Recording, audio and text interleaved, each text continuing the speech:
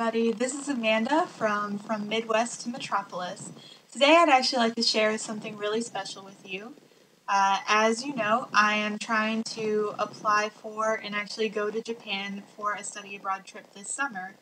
And today, I wanted to share with you a little bit about the process that you go through to do this.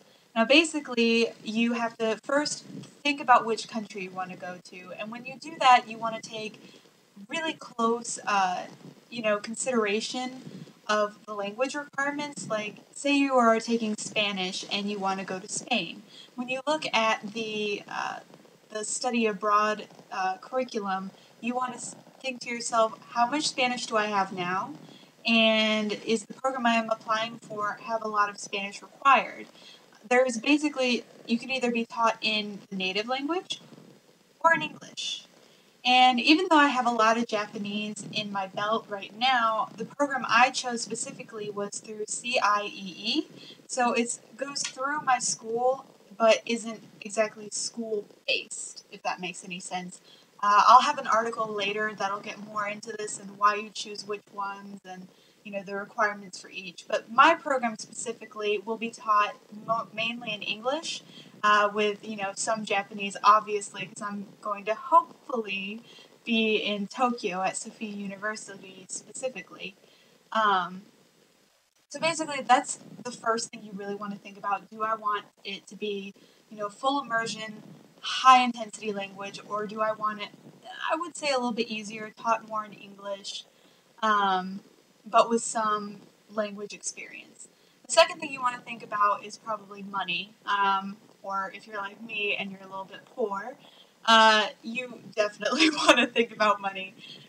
So certain programs are going to be more expensive than others. Private programs are the most expensive. Mine is probably the mid ground, being that it's a summer program and not a full exchange. A full exchange being you still pay your regular tuition to your university, but you go over to, say, Sophia University, and someone from there perhaps comes back in your place. So a typical exchange. Uh, then the last thing you really want to think about is how long you want to be there. For me, my life dictates, a year is too long, even a semester is a little bit pushing it. Since I'm so involved in my life here, I have a cat, I have a really intense family life. And so I chose the summer. And summer is good because it's either a 4 to 6 week, sometimes 8 week really, intensive course where, unlike a normal semester where you go through things kind of slowly, is really intense and concentrated. And what you do is basically cram everything into as little time as possible. But I also chose CIE because I really liked the field trips we're going to take.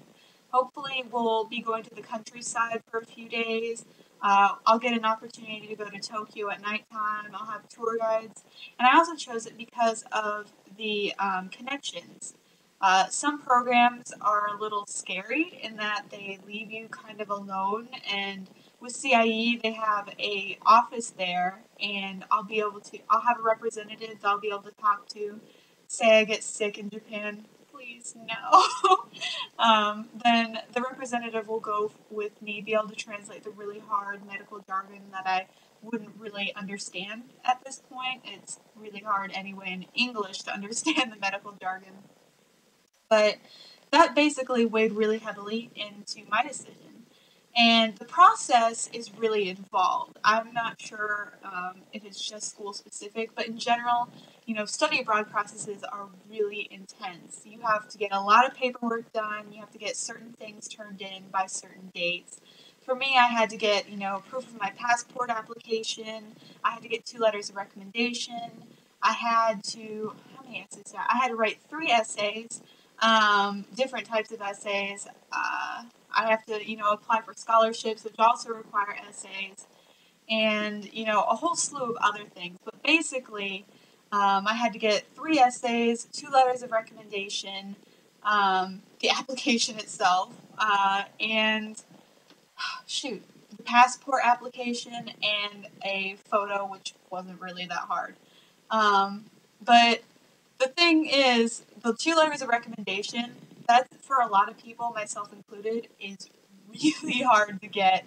Either because, you don't ask the most reliable people or you don't have people to ask. And for me, it was basically I asked and I got one letter of recommendation from one of my Japanese professors, and then I was having some technical difficulties with my other one. So I had to ask my academic advisor, and then finally, it got turned in today actually, which is why I decided to make this second post to kind of be like, yay, it's all done, which it makes me really happy. It's really hard to contain how happy I am. It's not, that I'm accepted into the program, but it's done. Everything was due February 1st. It is now January 29th, and it was just completed today. And so I've been on pins and needles the last, I don't know, 3 months, because that's when I asked for the letters of recommendation. But all things aside, it's ended well, they're there. I actually have one more than I was supposed to because I had to ask my academic advisor to kind of like do one of those quick ones. And so yeah, now all I'm waiting on is my letter, of acceptance. And oh man, I'm really excited. That should come around March. It depends on the program. For summer programs, generally things are due in late January to February, and then you get accepted in March. And then a lot of the scholarships for the summer you have to have, submitted by April 1st, and then by June. So what I'm doing now is I'm going to look for some more scholarships. There's the Gilman Award, which I'll explain in a different post. There's lots of stuff out there. So if you're like me and you are, slightly financially troubled, don't worry. There is stuff out there for you.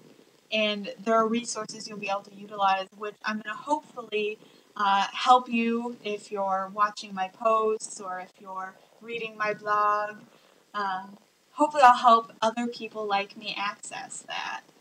But basically, that's how I chose my program, and that's it. It's out of my hands now. It's a good feeling, but uh, I hope that this either makes you really excited for me or gives you some hope that you too can study abroad someday. So until next week, when I have another either article or video blog post, see you then!